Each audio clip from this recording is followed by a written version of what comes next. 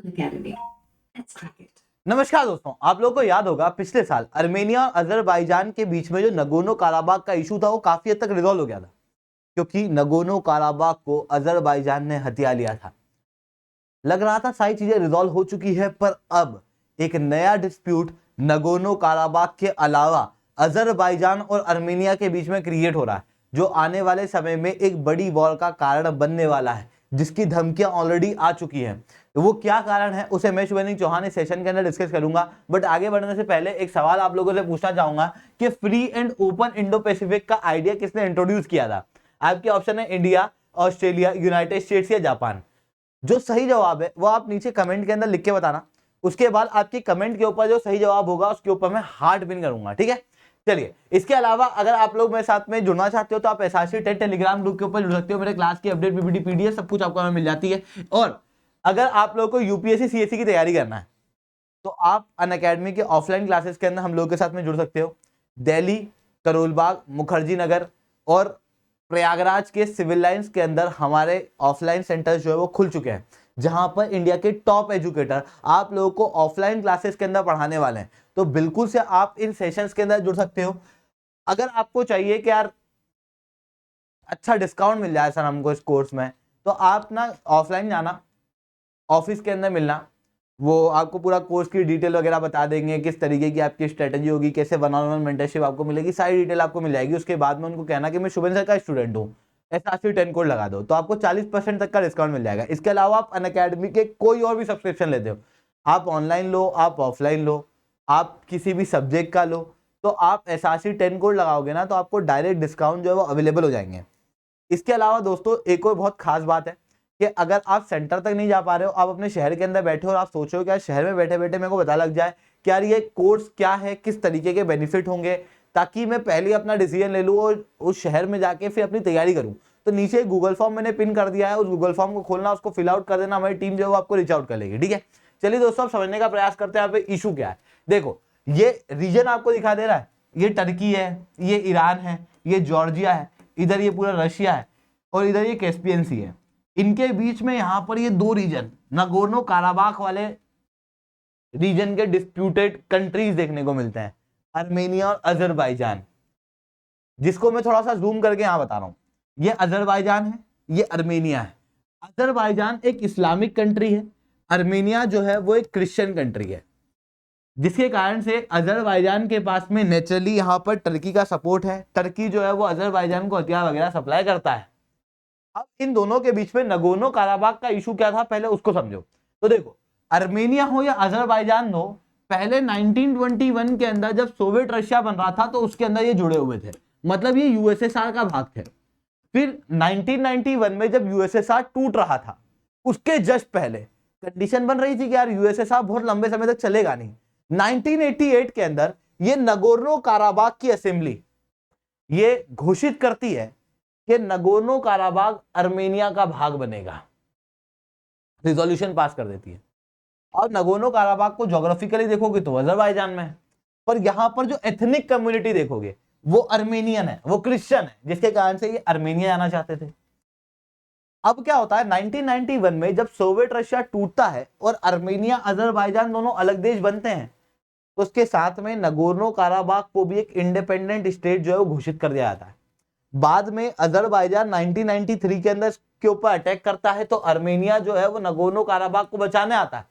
1993 के अंदर अजरबैजान और अर्मेनिया के बीच में युद्ध छूट जाता है, जिसे फिर शांत कराता है रशिया और सीज फायर कराता है बिश्केक डिक्लेरेशन के तहत।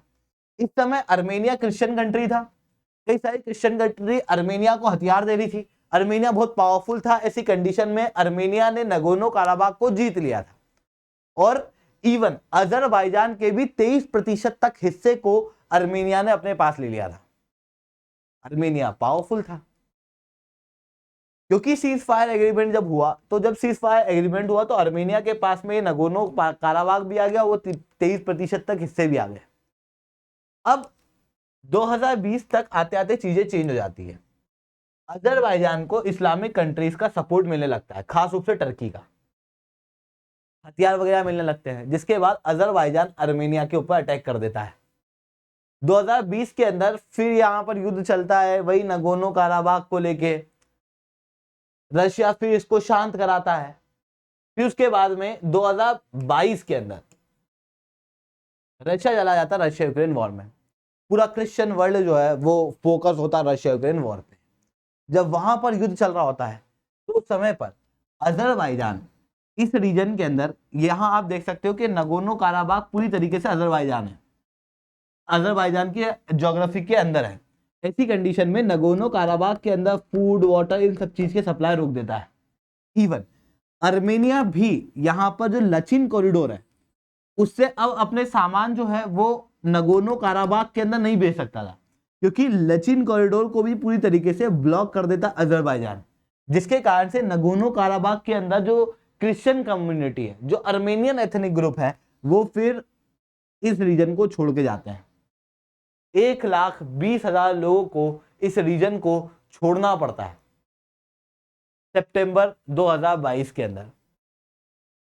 और उसके बाद में लगता है कि चलो अब ये इशू रिजॉल्व हो गया, फाइनली नगोर्नो काराबाख अजरबैजान के पास चला गया। आर्मेनिया जो है वो भी अपने जीवन में अब खुश हो गया कि चलो वहां लड़ाई तो नहीं करनी पड़ेगी। तो ऐसी सारी चीजें अभी तक हम लोगों को देखने को मिल रही थी, पर अभी तक सब कुछ ठीक नहीं हुआ है। क्यों? अब यहाँ पर जो स्ट्रेटजी अजरबैजान ने नगोर्नो काराबाख के लिए चलाई है, वैसी स्ट्रेटजी आर्मेनिया भी इस रीजन के लिए चला सकता है। ये भी तो अजरबैजान का है। यहाँ पर आपको नखशिवान रीजन दिखेगा, जिसको और डिटेल मैप में देखो आपको यहाँ पर दिखा दे रहा होगा। ये नखशिवान है, ये अजरबैजान का है, ये आर्मेनिया है और ये अजरबैजान है, बीच में आर्मेनिया है। ऐसी कंडीशन में आर्मेनिया चाहे तो नखशिवान के अंदर क्या कर सकता है, खाना वाना ब्लॉक कर सकता है और फिर इस रीजन के ऊपर क्लेम कर सकता है। हालांकि ये चीज इतनी आसान नहीं है, क्योंकि इस रीजन के थोड़े से व्यापार के संबंध को आप समझो। क्या है कि ये आर्मेनिया जो है वो ईरान के साथ में ही केवल व्यापार कर पाता है और अपने किसी पड़ोसी देश के साथ में नहीं कर पाता। अजरबैजान जो है वो आर्मेनिया के साथ में कोई व्यापार नहीं करता है। इसका व्यापार होता है टर्की के साथ में, और वो भी होता है इस रास्ते से। नखीचिवान को भी ये जा सकता है इस रास्ते से। और इवन नखीचिवान को आर्मेनिया अगर अकेला ब्लॉक करना चाहे तो नहीं कर सकता, क्योंकि टर्की वहां से हथियार वगैरह, भोजन वगैरह सप्लाई कर देगा, क्योंकि टर्की तो क्लियरली अजरबैजान के सपोर्ट में खड़ा है। पर सीधी सी बात है कि सपोर्ट हमेशा नहीं रहता। सिचुएशन जैसी रशिया की हुई और रशिया नहीं आ पाया आर्मेनिया को बचाने, ठीक उसी तरीके का भविष्य में अजरबैजान के साथ में भी तो हो सकता है। तो अजरबैजान को चाहिए कि भाई नखीचिवान के साथ में कोई तो कनेक्टिविटी हो। तो 2020 के अंदर आपको मैंने बताया कि वॉर शुरू हुआ था आर्मेनिया अजरबैजान के बीच में, जिसे ब्रोक कराया था रशिया ने। और जब ये सीज फायर हुआ था ना 2020 में, तो उस समय में बात हुई थी कि जेंगजूर कॉरिडोर बनाया जाएगा। जेंगजूर कॉरिडोर जो है वो जेंगजूर डिस्ट्रिक्ट के अंदर है, इस जगह ये देख रहे हो आप, ये रीजन में ये है जेंगजूर कॉरिडोर, जो क्या करेगा, अजरबैजान की मेनलैंड को नखीचिवान से जोड़ेगा। और इवन मैं अगर आपको बताऊं तो इस रीजन के अंदर ये जो जेंगजूर कॉरिडोर के जस्ट ऊपर वाला रीजन है अजरबैजान के अंदर, वहां पे ऑलरेडी रोड बनी हुई है बाकू तक, और इधर भी नखीचिवान के अंदर रोड बनी हुई है कार्स तक, यानी कि टर्की तक।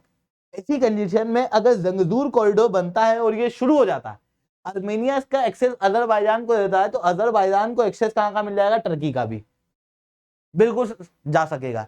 इवन टर्की को एक्सेस मिल जाएगा कैस्पियन सी का, और अगर कैस्पियन सी का एक्सेस मिल गया तो उसके बाद में आप देख सकते हो कि कैस्पियन सी से पूरे मिडिल ईस्ट का एक्सेस जो है वो टर्की को बहुत आसानी से मिल जाएगा, एक शॉर्टकट बन जाएगा। वहीं ये जो अजरबैजान है उसको टर्की के रास्ते इधर पूरा व्यापार करने को मिल जाएगा, और अजरबैजान के रास्ते पूरे मिडिल ईस्ट को, मतलब सबके लिए बेनिफिशियल है। पर बात क्या है, बात यह है कि जेंगजूर कॉरिडोर को आर्मेनिया शुरू नहीं करना चाहता। उस समय मान गया 2020 में, पर 2022 के अंदर नगोर्नो काराबाख का इशू हुआ और आर्मेनियन लोगों को नगोर्नो काराबाख को छोड़ के जाना पड़ा, तो फिर आर्मेनिया को लगा कि यार भाई साहब दिक्कत का मामला है, तो इन्होंने हमारे साथ इतना गलत करा, हम इनके साथ अच्छा कैसे कर दें। तो फिर आर्मेनिया जो है वो जेंगजूर कॉरिडोर को बनाना नहीं चाहता, और जब आर्मेनिया नहीं बनाना चाहता तो फिर अजरबैजान कह रहा है कि भाई साहब ये तो मेरे को चाहिए, कैसे भी चाहिए, भविष्य के अंदर हो सकता है तो इसके लिए युद्ध कर देंगे, पर ये चाहिए। तो वैसी चीज हम लोग को यहाँ पर देखने को मिल रही है, जिसके कारण से अब जेंगजूर कॉरिडोर एक नया कॉन्फ्लिक्टिंग जोन आर्मेनिया और अजरबैजान के बीच में बन चुका है। आई होप आप लोगों को ये सारी चीज़ें समझ में आई होंगी। लेक्चर अच्छा लगा हो तो लाइक करना, लेक्चर बहुत अच्छा लगा हो तो ऐसा रिटर्न कमेंट करना। इवन आप सोचोगे कि सर ये यूपीएससी पॉइंट ऑफ व्यू से किस तरीके से इंपॉर्टेंट है, प्रीलिम्स उठा के देखना। हर बार प्रीलिम्स के अंदर जो ज्योग्राफी से रिलेटेड क्वेश्चन आते हैं लोकेशन वाइज, वो ऐसे क्वेश्चन होते हैं जो नेगेटिवली वॉर के लिए, कॉन्फ्लिक्ट के लिए न्यूज में होते हैं, उनसे रिलेटेड सवाल पूछे जाते हैं। तो जंगजूर कॉरिडोर से भी सवाल आ सकता है, ठीक है, तो इसको याद रखना। आज के लिए तय रखते, लेक्चर अच्छा लगा हो तो लाइक करना, लेक्चर बहुत अच्छा लगा हो तो नीचे रिटर्न कमेंट करना। That's all for my side. जय हिंद, जय भारत।